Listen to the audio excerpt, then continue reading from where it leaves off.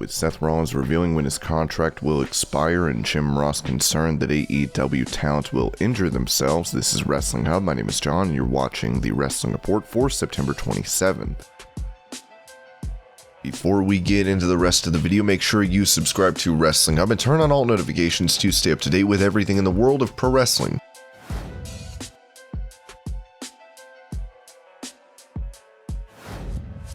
Speaking on the Sports Illustrated Media podcast, Bryan Danielson touched on the freedom he has in AEW, and then mentioned his experience working with WWE writers. I was actually a little bit blown away. My first time I had to talk or anything was in Cincinnati, and I was like, so what are we doing? I don't know. What do you want to do? Wait, what? Last week in Newark, it was the same thing. I was never handed a sheet of paper. I was never told what we're doing. We kind of sit down and decide what we're doing, and I was just like, oh. And then there's this overarching fear for me a little bit because some people don't like working with the writers. I love working with the writers. I like collaborating. I had a really good time with that. Actually, one of my favorite times was a bad guy in WWE as the Planet's champion, and the writer I worked with was Robert. We had so much fun, and he would present me with a piece of paper. I had a lot more leeway than a lot of people in WWE. I would work with a writer and be like, hey, what if we say this? What if we say this? And Robert was great because he would pull me back from the edge. Sometimes I'd go off on a tangent. Hey, this is too far environmental and maybe not focused enough on the show that we're actually doing. I think Robert helped me stay on track. Eventually, I wasn't saying anything about the environment at all, but Robert was great because he would throw in little things there, and so I love collaborating with the writers. There's a real fear of the blank page, the writer thing of, hey,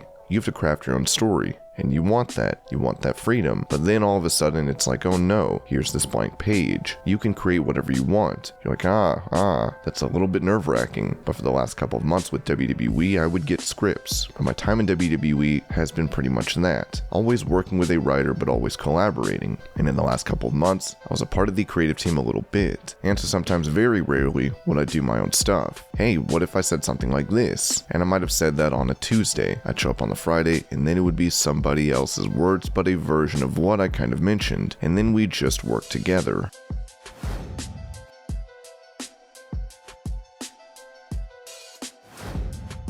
Former Riot Squad members Ruby Soho and Liv Morgan may be in different companies these days, but they still keep close contact. Talking to Robbie Fox, Morgan revealed Ruby still messages her, giving her validation that she needs. Ruby, throughout my friendship with her, everyone has self-doubts and moments where they just don't feel their best. The constant pain with me was I don't feel good enough. I secretly don't feel good enough. Ruby would always be like, you don't even know how good you are. These people don't know how good you are. She would be so supportive and so good for my self-confidence and my self-belief. Still, now I have moments where I'm lacking confidence or self-esteem, and I just talk to Ruby, and I'm like, dude, I'm going through it right now. She'll give me that confirmation and validation that I'm not really looking for, but hearing it from her, it puts me at ease. I believe her so much, and I'm like, okay, she's been so supportive every week. She texts me before all my segments like, I'm watching you. Good luck. I love you. You're the best. I'm like, yes, Ruby is watching. I got this. I'm the best. She said so it's real. She just helped me believe in myself a lot and just know that I might be the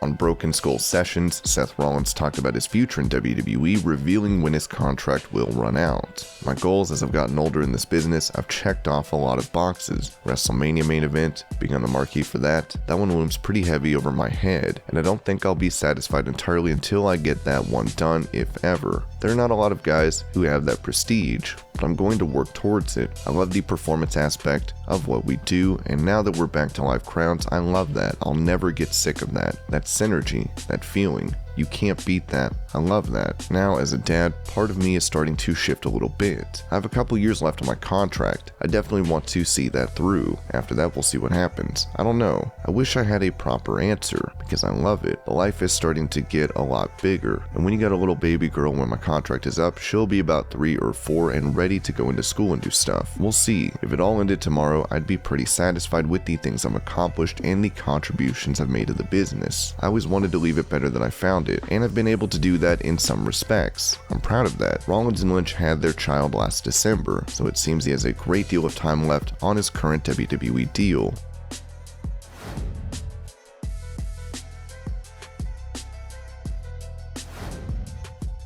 AEW Dynamite last week saw heavy praise, even from one of their most notorious critics, Jim Cornette. On his podcast, Cornette said Dynamite will end up beating Raw in ratings if WWE does not take measures to improve their product. I can see Dynamite whipping Raw, and that's what's going to happen. Raw is eventually going to get the tar kicked out of them, or at least beaten in the ratings legitimately in terms of overall viewers by Dynamite if they don't do something quick here. Dynamite is already defeating Raw in the 18 to 49 demographic, and with Dynamite winning over more and more watchers, it may just be a matter of time before they start getting more total viewers for their show.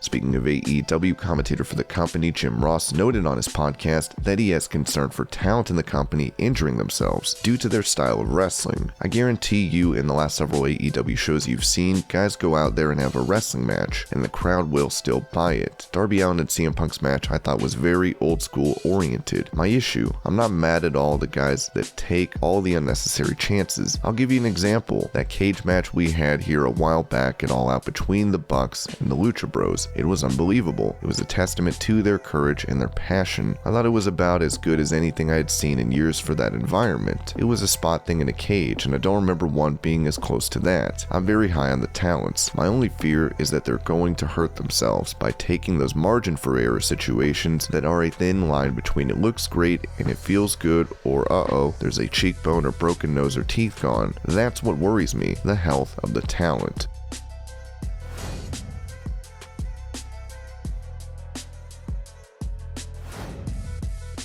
Talking to Steve Austin, Rollins revealed that when it came to breaking up the Shield, he noted that it was supposed to happen sooner. They spring that on us. We're talking hours before it happened. What happened was, they wanted to break us up back in January 2014, maybe December. They wanted to go to Ambrose and Roman and at WrestleMania 30 in New Orleans. I was left out. Maybe a special referee or something. I was like, are you kidding me? They wanted to break us up, and we had just turned the corner into being baby faces. Over time, I was like, they're too cool. We can't boo them anymore. We were like, no, what are you doing? We're not ready for that yet. We have a whole run as baby faces. There's a lot of merch money on the table. We went to Hunter. We talked about it. We ended up hashing it out and worked with the Outlaws and Kane at WrestleMania, which was a truncated match, a glorified squash because you guys, Austin, The Rock, and Hogan, talked for 35 minutes and the Daniel Bryan and Hunter went out and did 35 minutes. You know how it goes. Things fall downhill. We had about 90 seconds and we went out and did our thing. Then we did 2 matches with Evolution. No peep of a turn, no peep for a breakout, no one said anything. We wiped the floor with Evolution. It was a clean sweep in the elimination match. They pull us into the office and say, tonight is the night.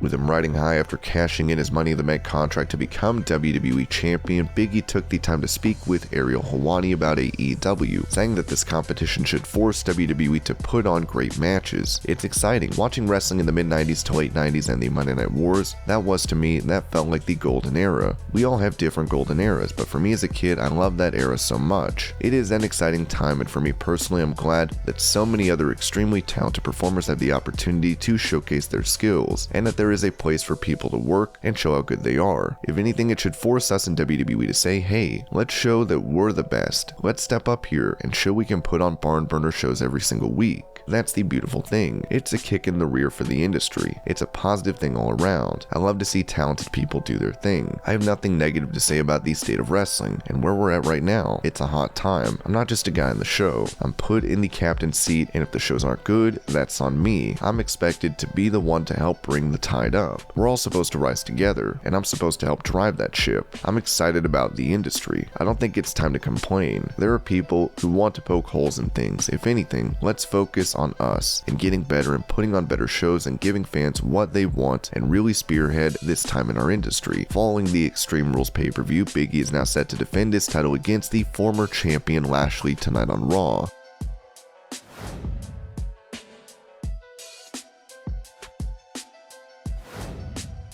When it comes to his early days in WWE, Rollins revealed to Steve Austin that he had issues with his former trainer Terry Taylor, and that Triple H did not see much potential in him during his developmental days. Terry is very old school in the sense that he thinks a certain way works, and part of that ideology is sort of shunning what is up and coming instead of embracing it. And I was always like, hey, the business is changing. You've got to go with it. If you go against it, it's not going to help. I would just challenge him in little ways every day to the point where I was insubordinate, and Triple H took me aside, was like, look, I don't see anything special in you. Rollins would convince Triple H of his talent. As he noted, 3 months later, I'm sitting in a room with Hunter and I'm saying I want that NXT championship. I want to be the first one to hold that title. Put it on me and this brand is off and running. If it goes another direction with it, then I don't know where you're going to be in a couple of years. And I told him that. I said, I'm the right guy for this. You know that. I know that. Let's bury this hatchet and let's make this work.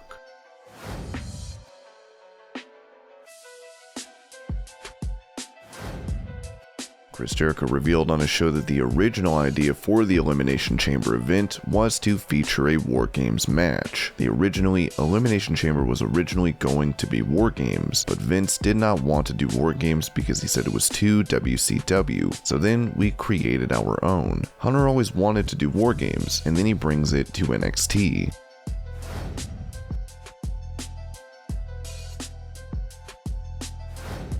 After Extreme Rules, many were upset over the manner in which Finn Balor lost his championship match, with WWE Creative Humor tweeting who knew the rope was going to collapse under the weight of ridiculous booking. What's significant about this tweet is that WWE star Ricochet liked it. Ricochet has not had the best run in WWE, especially on the main roster, so it's not much of a surprise to see him like this.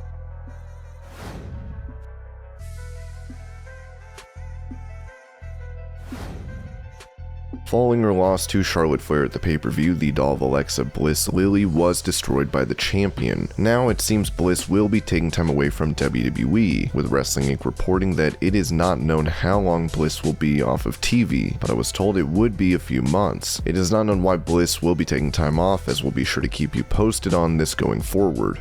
And this was your Pro Wrestling News Update. I hope you're all having a great day. Thank you so much for watching, and I'll see you later.